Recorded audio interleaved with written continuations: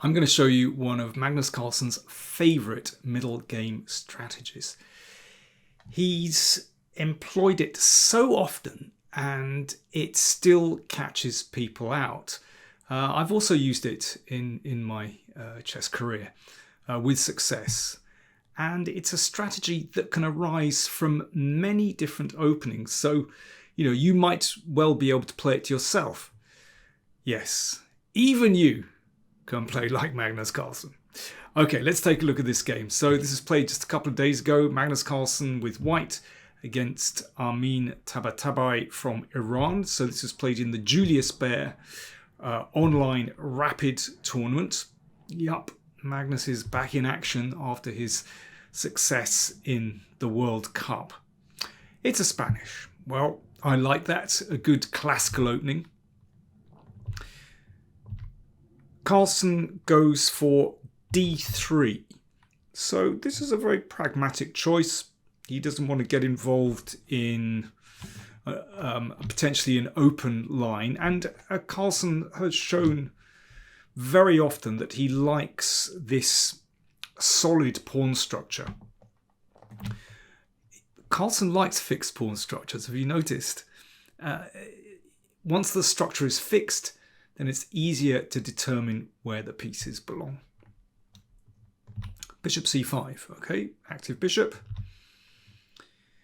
b5 pushes the bishop back, but we know that the bishop loves to be on this diagonal in the gioco piano, in the Spanish.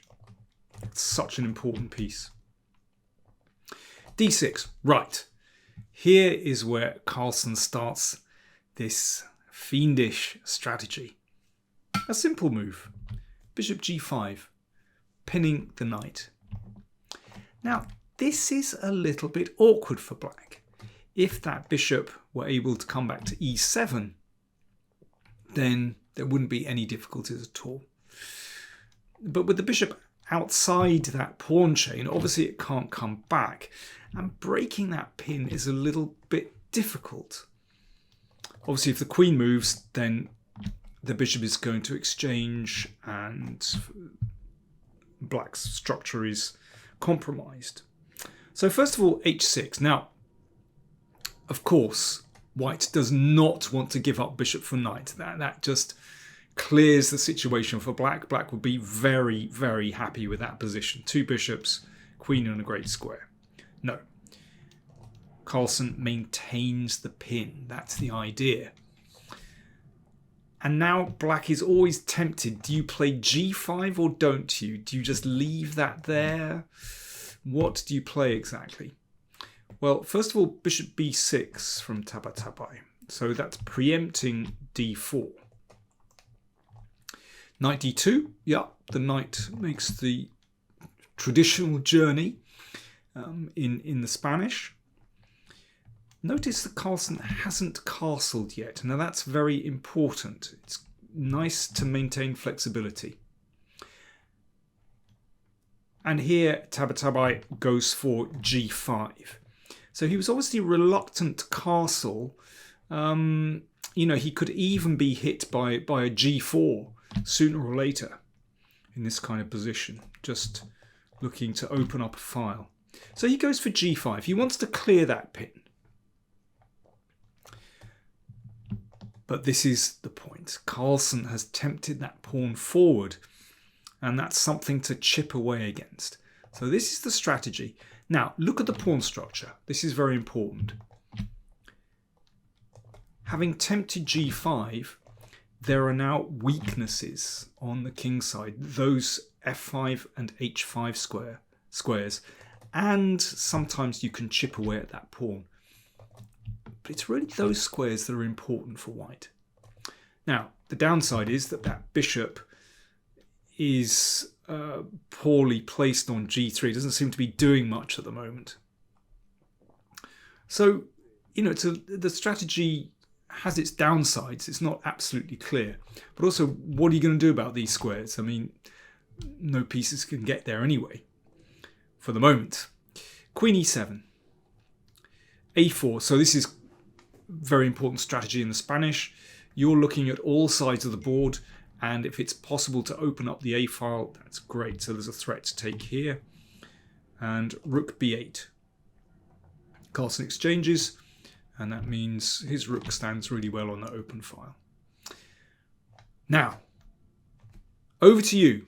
I'm going to have my first slurp of tea, and you have your first think. How do you play here with white? And this next move really determines strategy in the game. It's very much part of this whole idea of bishop g5. So white to play. What are you going to do next? Okay.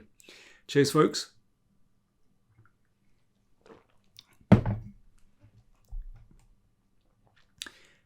Knight f1 is the key move. I'll just move my phone away. You can hear that dinging away.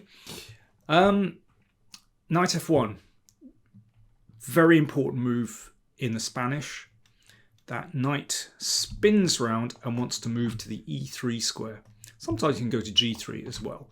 But in this case, with the bishop on g3, it's probably going to be e3. And there it looks at these outposts. That's a beautiful square. Notice Carlsen is not bothering with castles. That would slow everything down. You know, then you've got to move the rook away and then knight f1 to e3. But also it's not clear that the king wants to be committed on the king side. You know, it could be that h5 causes a problem with this bishop here.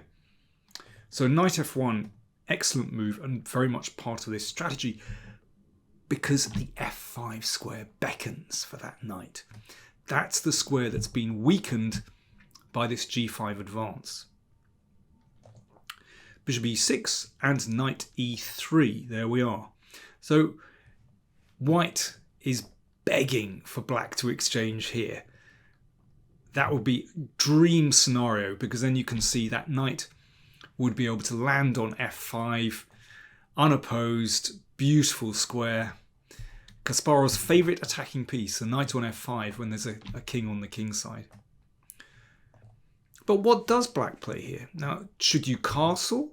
But then again, if you castle, there might be a chance for white to open things up with h4. You know, I think particularly in a rapid play game, when you see a knight like this appear, it's quite scary.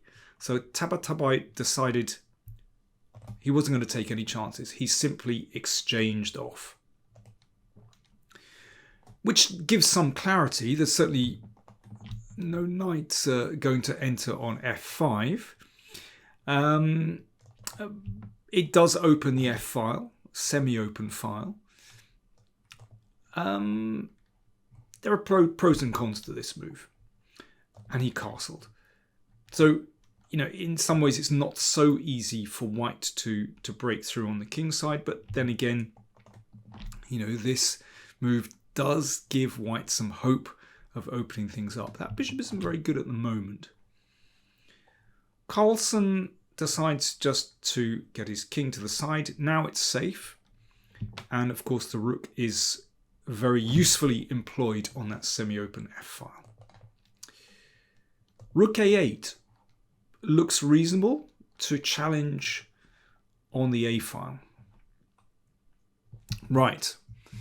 Here's your next moment where you have to predict a move. White to play. What are you going to do next? Seems like Tabatabaei has things under control. But what did Carlsen come up with to shake things up? Cheers.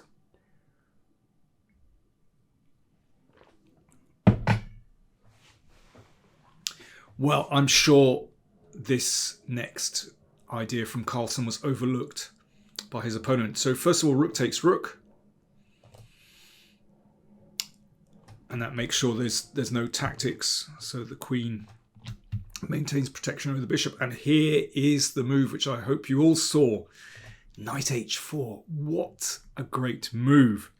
So in fact, a knight is going to end up on that beautiful outpost f5 after all. And you can see how black is regretting this move g5 at this moment. Once that knight reaches here, it is so unpleasant for black.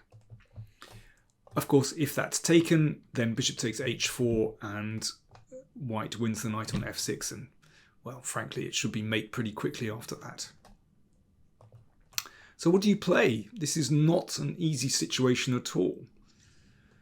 Tabatabaei decides to play bishop g4. I mean, you could play something like king g7, but the knight would come in. Of course, it can be exchanged off, but that leaves a great piece here, and there's always a chance to just prise things open with h4. The bishop pair look very good. The rook looks absolutely superb on f5. It's a tough one for black. Bishop g4 played, attacking the queen. Queen e1. Still, this is impossible for black to take. Knight a5. This is his idea. If the bishop stays on this diagonal, which is really what white wants to do, then knight c4. That's pretty awkward. The rook hits the bishop. The knight looking pretty good there. So after knight a5, Carlsen had to put the bishop back. In fact, it's not a big deal. He wants to exchange off this bishop anyway, and the knight is not very well placed on a5. Yeah, knights on the rim are grim or dim or Springer am Rand bringt Kummer und Schand and all that stuff. Yeah, it's not a great square. And if the bishop moves back, again, the knight hops in here. It looks very pleasant for white with the idea h4. Tabatabaei took on d1. Knight f5, the dream square for the knight. Queen e6. Queen takes. So material is level. But miraculously, that knight has appeared on the f5 square. Who could have imagined it back in this position? Looks like it's impossible. Looks like black has it under control, but no, we're back here. King h7 protects the pawn, and now, well, that's, I think, a pretty standard move, just to chip things open with the h-pawn. And it's a tough one for black. If you play g4, it's a little bit loose. White might decide to push here with d4. You could even go h5. That's an interesting move, to give the bishop a square on h4. That's very tempting. Tabatabaei decides to play rook g8, perhaps hoping to get some counterplay on the g file. Carlsen exchanges.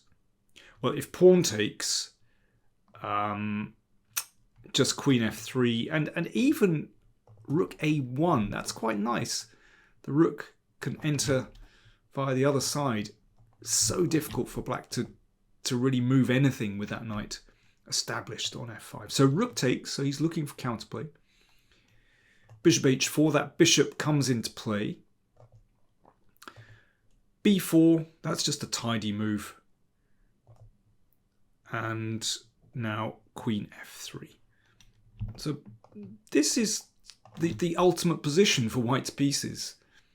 And yeah, it looks like black is about to crack, basically. I mean, there are already threats to that knight on f6, so it retreated. Right, what do we do next? How does white make progress? Well, you can apply a bit more pressure. Carlsen's been waiting a long time to push with d4, but you can see how it adds just to the momentum. d5 threatened.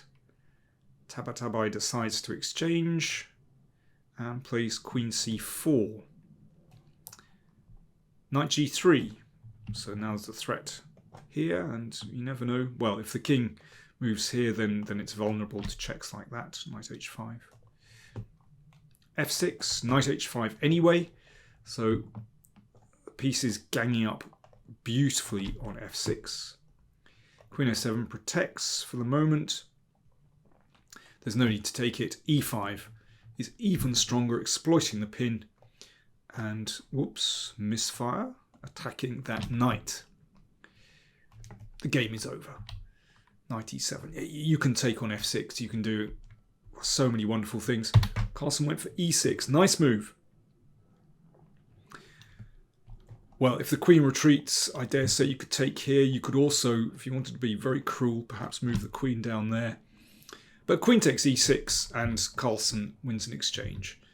And the rest of the game is just mopping up. I mean, it's quite clear that with this king being pretty exposed, and black can't generate any play by moving the knights into the attack because the king would be exposed. So Carlsen just has to keep things really solid. And playing like this introduces a new idea. He might be able to sack a pawn with b5 to get the c pawn going.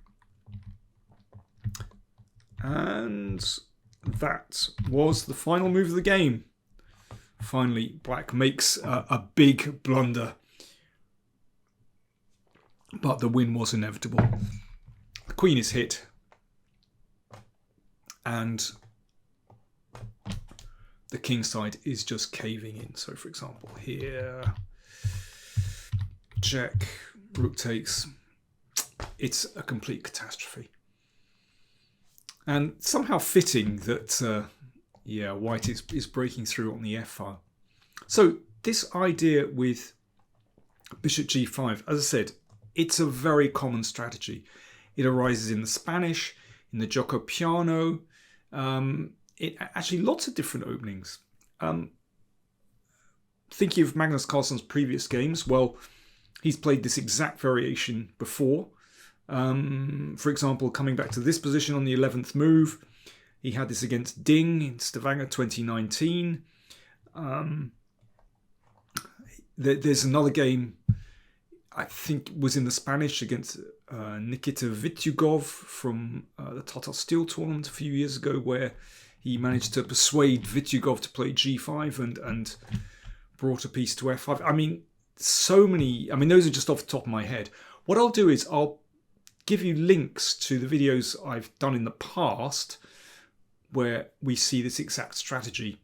I'll put those in at the top of the comments and in the video description, so you can research this idea yourself. But as I said, very easy strategy to employ, and so many players are tempted to play with g5. Oh, another opening where you often find this is, of course, the King's Indian, where this square is weakened and white makes an early bishop g5 move.